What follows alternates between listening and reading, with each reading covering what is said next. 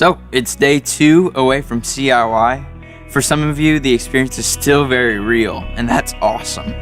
But for others, I'm sure the struggle has started to set in. Maybe you've made a promise to read the Bible more or pray every day, and maybe you forgot to yesterday, so you're off.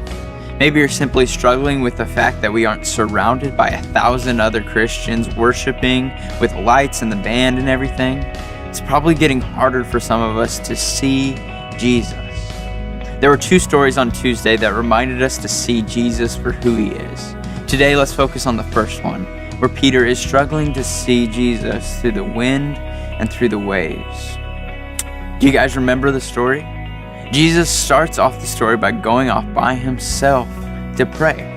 Before this, Jesus had just done one of his craziest miracles of feeding 5,000. He literally just took nothing and turned it into food for 5,000 plus people. If that were me, I would have joined my closest friends to celebrate, to shout and to party and say to each other, "Did you guys just see that?" But Jesus takes his time to go off alone, to give glory to the one who is worthy of it, who provided the miracle in the first place. And so Jesus finishes praying and goes to walk out to his disciples. There's one problem though, they're on a lake. Scripture says shortly before dawn, Jesus went out to them walking on the lake. And we gotta take a pause here, because some of us maybe have heard this story so many times that it's lost its wonder. But this dude is literally walking on a form of matter that cannot be walked on. And so for obvious reasons, the disciples start freaking out. Let's continue on the story. When the disciples saw him walking on the lake, they were terrified. "It's a ghost," they said, and cried out in fear. But Jesus immediately said to them, "Take courage. It is I. Do not be afraid." "Lord, if it's you," Peter replied, "tell me to come to you on the water." "Come," he said. Then Peter got down out of the boat, walked on the water, and came toward Jesus. So let's stop the story right there. At this point, every eye is on the person of Jesus. All attention is on him. Not only is Jesus walking on the water, but Peter's faith in Jesus has caused him to walk on water as well. So let's bring that back home.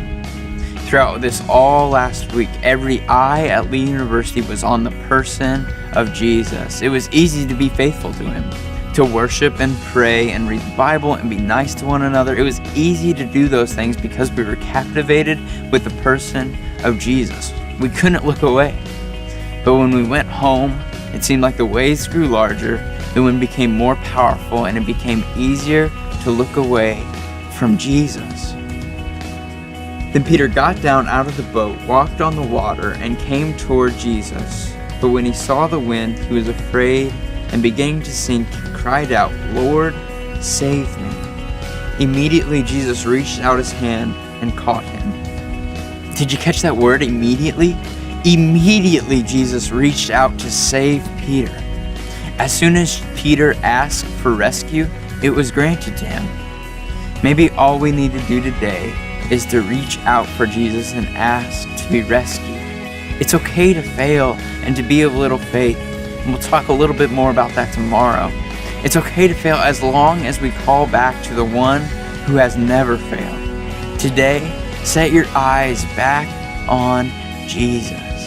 Follow through with your promises to pray and to read scripture, and then watch how quickly Jesus reaches his hand out to save you.